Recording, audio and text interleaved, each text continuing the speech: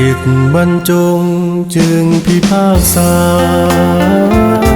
พิจารณาตามกฎแห่งหัวใจตั้งอาศัยตามบทมาตราว่าด้วยผิดหวัง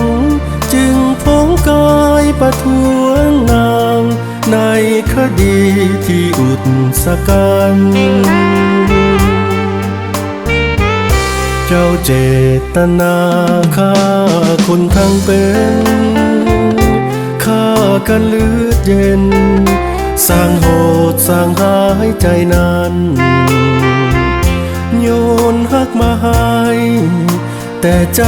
บ่เคยไฟฝันผู้หรือยังใจอายสั่นมันทรมานมันทรมานเจ้าเป็นจำเลยผู้ต้องหาอาชญากรบ่มีอุทธรณ์บ่มีอภัยจากศาลโทษเจ้ามันหนักยิ่งกว่านักโทษประหารต้องล่ามโซ่ทองป้องกันอ้อมแขนอ้ายนั้นจะเป็นกงขังต้องอยู่ภายในข้อบังคับศาลทุกคืนทุกวันต้องอยู่เคียงขวัญแนบข้างเสียพินัยจิตมีเพียงหอมแก้มบางๆอาชญากรฮักนางต้องขังด้วยใจต้องขังจนตาย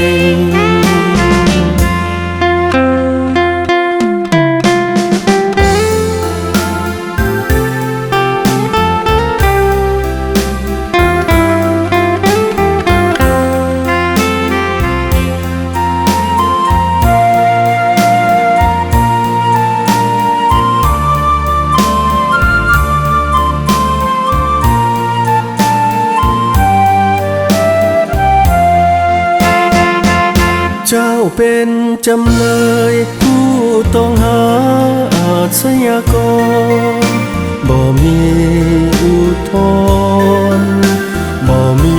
อภัยจากศาลโทษเจ้ามันหนักยิ่งกว่านักโทษประหารต้องล่ามโซ่ทองป้องกันอ้อมแขนอ้ายนั้นจะเป็นกงขัง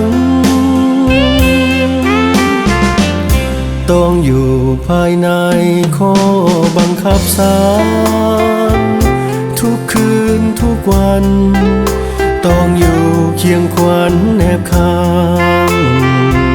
เสียพินัยจิตมีเพียงหอมแก้มบางๆอาชญากรฮักนางต้องขังด้วยใจ